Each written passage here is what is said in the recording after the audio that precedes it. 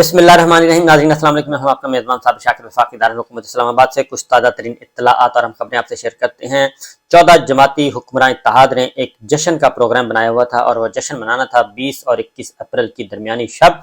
और वह जश्न जो है अब मान पड़ गया है क्योंकि सुप्रीम कोर्ट ऑफ पाकिस्तान ने एक हुक्म सादर कर दिया है और जिसकी बुनियाद पे वो जश्न फतह मनाया जाना था और सुप्रीम कोर्ट ऑफ पाकिस्तान को फतह किया जाना था और उस पर कब्जा करना था, वो अमल दरामद रुक गया है। और जैसे ही ये बिल कानून बन जाता तो उसके बाद 14 जमाती हुक्मरान इत्तेहाद का असल मरहला शुरू होना था और फतूहात का सिलसिला उन्होंने शुरू करना था, क्योंकि सुप्रीम कोर्ट ऑफ पाकिस्तान और आला अदलिया जो है वो इस वक्त उनके रास्ते में सबसे बड़ी रुकावट है। लिहाजा एक आज समाअत हुई थी, पहले दिन की समाअत थी, 8 रुकनी लार्जर बेंच ने समाअत की और इस समाअत को रुकवाने के लिए भी बहुत सारी धमकियां दी गई, बहुत सारा प्रेशर डाला गया, दबाव डाला गया। कल से जब से ये नोटिस लिया उस वक्त से लेके कभी वफाकी काबीना का इजलास हो रहा है, कभी मनसूख हो रहा है और उसके बाद कभी इत्तेहादियों का इजलास हो रहा है, फिर एलामिया आ गया, फिर इत्तेहादी जमातों के नुमाइंदा वफद की मुश्तरका प्रेस कॉन्फ्रेंस हो गई जिसमें ये मुतालबा किया गया, बल्कि मुस्तरद कर दिया गया 8 रुकनी लार्जर बेंच को और सुप्रीम कोर्ट के मामलात में सरीहन खुल्लम खुल्ला मुदाखलत की कोशिश की गई, लेकिन सुप्रीम कोर्ट ऑफ पाकिस्तान ने इसको रद्द कर दिया और 8 रुकनी लार्जर बेंच ने अपनी समाअत जारी रखी। पहले दिन की समाअत के बाद जो हुक्मनामा जारी किया है उसके accordingly supreme court practice and procedure bill जो है इस पे सुप्रीम कोर्ट ने अमल दरामद रोक दिया है और ये 20 तारीख तक ईवान सदर में इस बिल ने रहना था और अगर सदर ममलिकत दस्तखत कर देते तब भी और ना करते तब भी ये कानून बन जाता और उसके बाद सुप्रीम कोर्ट के पर जो हैं वो काट दिए जाने थे। 1997 में तो हमला करके ये किया गया था और एक बेंच को खरीद के ये सारा काम किया गया था चीफ जस्टिस सज्जाद अली शाह साहब के खिलाफ, सुप्रीम कोर्ट के चीफ जस्टिस थे उनके खिलाफ, लेकिन इस बार वो कामयाब नहीं हुआ प्लानिंग, बल्कि इसके बजाय इसके इन्होंने एक पार्लियामान के थ्रू लेजिस्लेशन के जरिए वही काम करने की कोशिश की थी कि चीफ जस्टिस उमर अता बंदियाल साहब और दीगर जो जजेस हैं, जो इंडिपेंडेंट जजेस इनके ख्याल में काम कर रहे हैं और जो आइन की बालादस्ती के लिए काम करते हैं, जो इलेक्शन चाहते हैं, जो जमहूरियत का तसलसल चाहते हैं, उनको रास्ते से हटाना मकसूद था। इसलिए ये बिल जो है वो आया और आज की जो हुक्मनामा जारी हुआ है वो उसके अकॉर्डिंगली अमल दरामद रोक दिया जी। अटॉर्नी जनरल और सुप्रीम कोर्ट बार और पाकिस्तान बार काउंसिल को नोटिस जारी किए गए हैं और फाजिल अदालत ने अपने हुक्म में लिखा है कि बज़ाहिर मुजवज़ा कानून से अदलिया की आज़ादी में मुदाखलत की गई है और supreme court practice and procedure bill पर ता हुक्म सानी अब अमल नहीं होगा। यानी वो 20 तारीख गुजर भी जाए उसके बाद भी ये बिल जो है वो कानून नहीं बन सकेगा जब तक कि सुप्रीम कोर्ट ऑफ पाकिस्तान का इस मामले में हतमी फैसला ना आ जाए। लिहाजा वो जो 21 तारीख को जश्न फतह मनाना था कि सुप्रीम कोर्ट पे कब्जा मुकम्मल हुआ और अब हम जश्न फतह मनाएंगे, वो सारी की सारी मामलात धरे के धरे रह गए और इसीलिए जो गोल्डन जुबली तकरीबात थी आइन की और उसमें जस्टिस काजी फाइज ईसा साहब का जाना और वहां पे जाके जरदारी साहब और इसाकदार साहब के दरमियान में बैठना, उससे बहुत सारे सवालात जन्म ले रहे थे। उसकी मैं हकीकत आके जाके बताता हूँ क्योंकि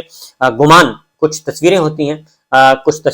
कुछ इवेंट होती हैं, उससे आप अंदाजा कर सकते हैं कि होने क्या जा रहा था। लिहाजा सुप्रीम कोर्ट ऑफ पाकिस्तान ने ये हुक्मनामा जारी कर दिया और कहा है कि सवाल ये पैदा होता था, क्योंकि ये सेंसिटिव इशू था, उन्होंने कहा कि सवाल ये पैदा होता है कि मौजूदा मामले में कोई अबूरी हुक्म सादर किया जा सकता है। तो डॉक्टर मुबशर हसन बनाम फेडरेशन का केस है पहले से फुल कोर्ट का, उसमें उन्होंने कहा कि उसमें मुशाहिदा है और ये चूंकि मामला गैर मामूली नौयत का था, इंतहाई अहम नौयत का है, इसलिए मुशाहिदा किया कि आमतौर पर किसी कानून की दफात को मुअत्तल नहीं किया जाता, लेकिन ये अदालत सिर्फ खास हुक्म, फैसला या कार्रवाई वगैरह को मुअत्तल कर सकती है। इस केस में भी पेश किए जाने वाले जो हकायक हैं और हालात हैं वो गैर मामूली हैं और ये हकीकत भी यही है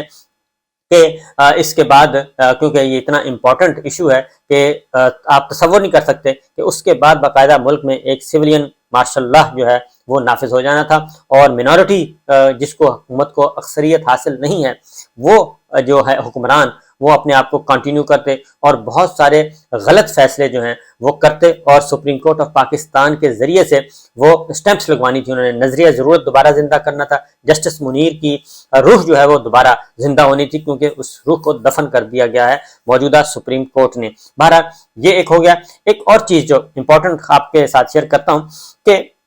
पहले जो इस मामले से पहले पाकिस्तान पीपल्स पार्टी जो है वो बिल्कुल दूर खड़ी थी और वो Pakistan peoples party supreme court के साथ तनाव नहीं जाती थी, मज़ाहमत नहीं जाती थी, टकराव नहीं जा रही थी और वो बड़े उनका एक असूली मौक़िफ़ चले आ रहा था। लेकिन अब जो है खास तौर पे जो इवेंट हुआ है ایونٹ جو گولڈن جبلی ہوئی آئین کی، اور اس تقریب کے بعد زرداری صاحب یکسر تبدیل ہو گئے ہیں. زرداری صاحب بالکل پاکستان پیپلز پارٹی کا موڈ ہی تبدیل ہو گیا ہے، اور اب وہ اس لڑائی میں سپریم کورٹ کے ساتھ اور عدلیہ کے ساتھ اس لڑائی میں پاکستان پیپلز پارٹی نون لیگ کے ساتھ جڑ گئی ہے. اور سب سے پہلے انہوں نے سردار لطیف خان کھوسہ کو پیپلز لائر فورم کے وہ پریزیڈنٹ سے ان کو ہٹایا، ان کی جگہ پہ نیر بخاری صاحب کو لگایا، کیونکہ سردار لطیف کھوسہ صاحب اس تحریک کو لے کے چل رہے تھے. چودھری اعتزاز احسن صاحب وہ اس تحریک کو آگے لے کے جا رہے تھے. خواجہ طارق رحیم صاحب انہوں نے ایک پورے کا پورا کنونشن بلا لیا،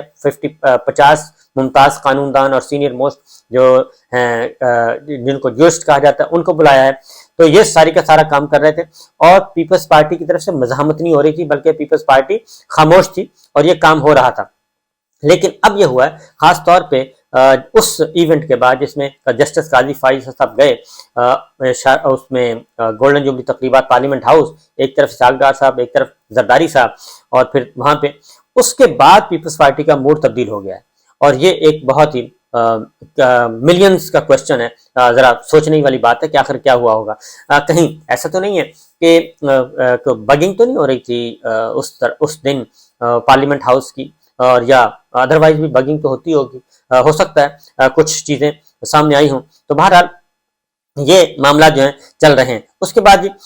اس سے برعکس اب یہ تو ایک ہو گیا معاملہ، کیونکہ یہ سارے کا سارا ملیا میٹ ہو گیا ہے. نمبر 1 یہ چیپٹر کلوز ہوا، اور اس کی اب ہیئرنگ ہوگی 2 مئی کو عید کے بعد، کیونکہ نیکسٹ ویک کہا گیا تھا کہ نیکسٹ ویک شاید ڈیٹ رکھیں گے، لیکن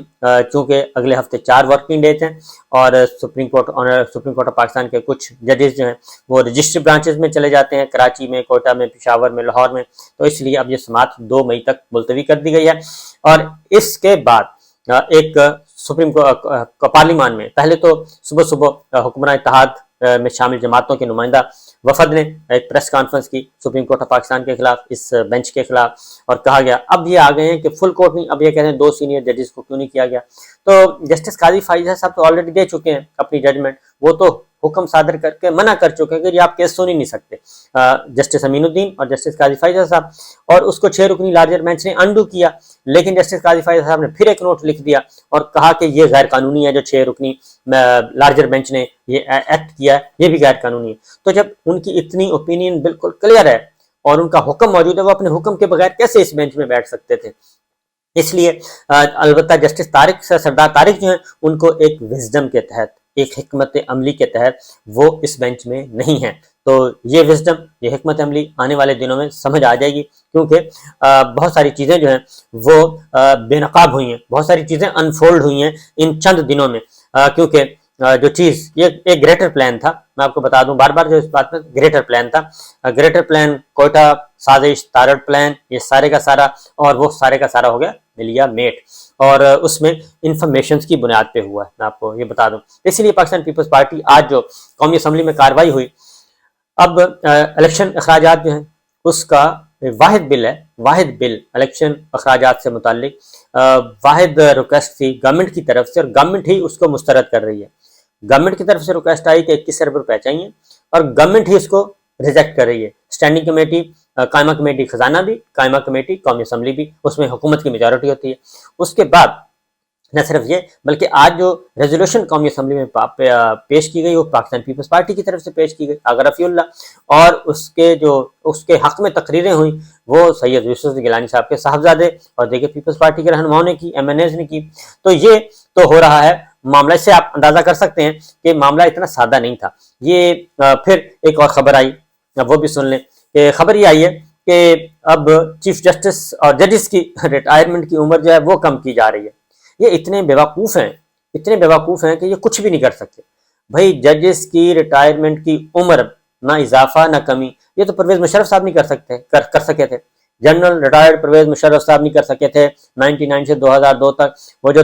LFO پہ بات ہوئی تھی، یاد کروا دوں کہ LFO پہ جو بات ہوئی تھی اس میں ساری باتیں مان لی گئی تھیں، صرف ججز کی عمر کی، ریٹائرمنٹ کی عمر کم اور زیادہ کرنے والی بات نہیں مانی گئی تھی. اس میں عمریں زیادہ کی جا رہی تھی، یعنی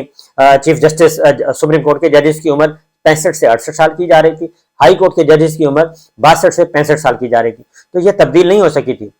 اس وقت کی اپوزیشن کے ساتھ LFO پہ جو طویل ترین مذاکرات ہوئے تھے باقی چیزیں منظور کر لی گئی تھی، یہ بالکل نہیں کی گئی تھی، تو وہ ایک ڈکٹیٹر نہیں کر سکا تو یہ کیا کر سکتے ہیں؟ یہ ایک دن کی بھی، ایک گھنٹے کی بھی ترمیم نہیں کر سکتے کہ 65 سال ایک دن نہیں بلکہ 65 سال ایک گھنٹہ بھی نہیں کر سکتے، اس لیے یہ سب کی سب گدڑ ڈھکی ہیں۔ جبکہ دوسری جانب سپریم کورٹ آف پاکستان میں آج ہوگا ہیئرنگ ہوگی 3 رکنی بینچ کے سامنے، ریکارڈ لے کے آنا ہے، سیکرٹری خزانہ گورنر اسٹیٹ بینک صاحب نے آنا ہے اور الیکشن کمیشن کے عملے میں بھی آنا ہے، اس میں جو اخراجات ہیں وہ نہیں دیے جا رہے، اور جبکہ دوسری جانب جو دستاویزات سامنے آئی ہیں اس میں صرف ایک مہینے میں گورنمنٹ نے 66 ارب روپے ترقیاتی کاموں کے لیے ترقیاتی بجٹ جاری کیے، 66 ارب روپے، اور پچھلے 9 مہینوں میں 316 ارب روپے جاری کر چکے ہیں جب سے آئے ہیں، 316 ارب۔ یہ کہاں پہ خرچ کیا جا رہا ہے؟ یہ ایم این ایس کو، ایم پی ایس کو مختلف حلقوں میں دیا جا رہا ہے، ترقیاتی بجٹ کے نام سے ترقیاتی فنڈ جاری کیے جا رہے ہیں، یعنی اتنی ہیوج اماؤنٹ کی جا رہی ہے تاکہ یہ حلقے سیدھے ہو جائیں اور عمران خان صاحب کا جو ہے اس کی مقبولیت کو کم کیا جا سکے، الیکشن جیتنے کے لیے یہ مینورنگ ہو رہی ہے، انجینئرنگ ہو رہی ہے۔ دوسری جانب ایک مہینے میں 66 ارب روپے جاری کیے گئے ہیں،